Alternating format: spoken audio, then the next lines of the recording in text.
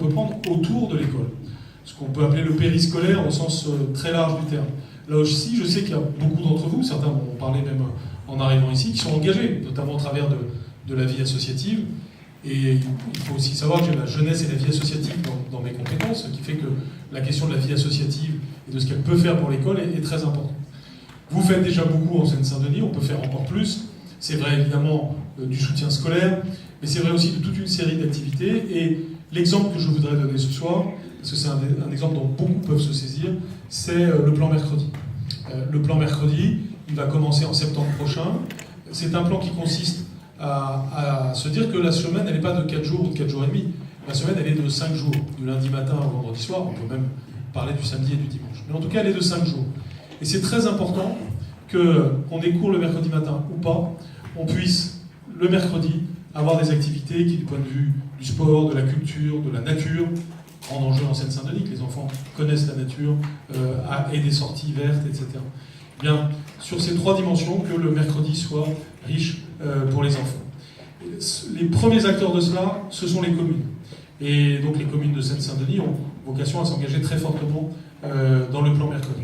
Et l'éducation nationale, ainsi que d'autres ministères, va être en soutien des communes pour la réalisation du plan mercredi. Concrètement, ça veut dire que chaque commune de France a la possibilité de créer son plan mercredi avec un soutien financier de l'État, avec un soutien institutionnel, un soutien humain de la part du ministère de l'Éducation nationale, mais aussi du ministère de la Culture et du ministère des Sports, pour des projets très clairs et très explicites pour les parents, permettant d'avoir des activités gratuites pour les enfants le mercredi.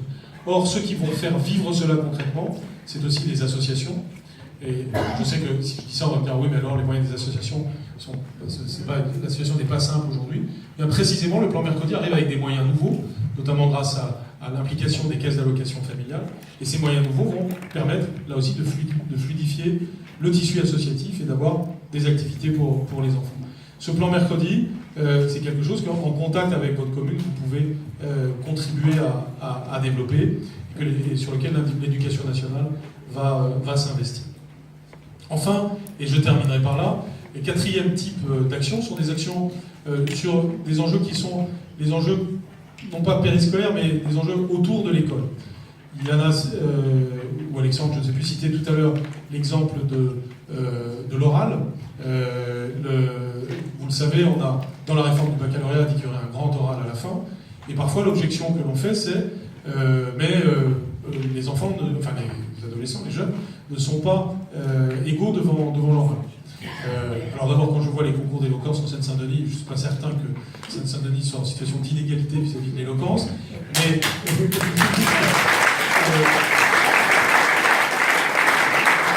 et ensuite, quoi qu'il en soit, même s'il y avait une part de vérité dans cette assertion, eh bien justement, c'est à nous de compenser ça et de travailler pour que ça ne soit plus le cas. Et d'où le travail à faire dès la petite section de maternelle sur la capacité d'expression de l'enfant, le chant, auquel on va accorder beaucoup d'importance aussi, tous ces éléments qui permettent à l'élève de sortir de lui-même. L'élève français, on lui donne beaucoup de contenu, et il faut garder ça, parce que c'est très important le contenu, il ne s'agit pas d'être dans la superficialité.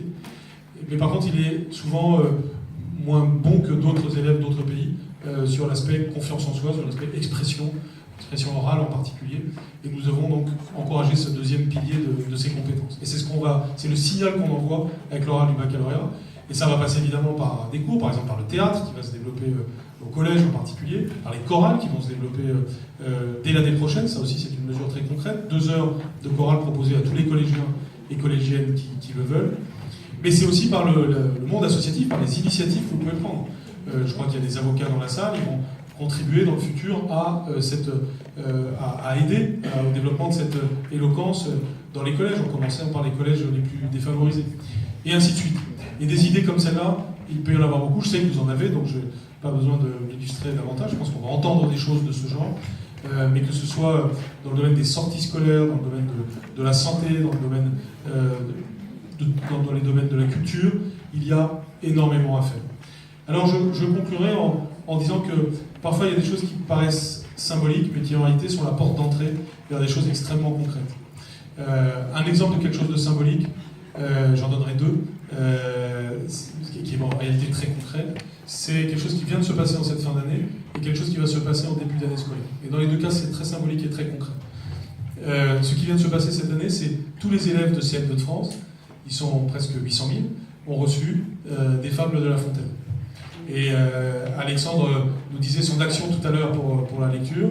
Ces fables de La Fontaine illustrées par Johann Sfar ont été données à tous les élèves. Et moi, je rencontre maintenant tous les jours des élèves, des enfants, ou des parents de CM2, ou des professeurs de CM2, qui nous disent déjà les petits bonheurs que tout cela a créé en chaîne et le fait qu'on emporte à la maison un livre de qualité, magnifique par les illustrations, mais aussi magnifique parce que c'est La Fontaine et qu'il est de tous les temps.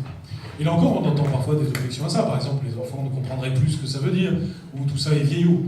Il suffit de passer quelques instants avec les enfants pour savoir que ça n'est pas exact. Et qu'au contraire, quand on donne de la beauté, quand on donne des choses parfois peut-être un peu exigeantes, mais qui en réalité attirent, eh bien, on tire les enfants vers le haut, ils aiment ça, ils sont heureux, il y a le bonheur de la lecture, et on crée ainsi, là aussi, un cercle vertueux.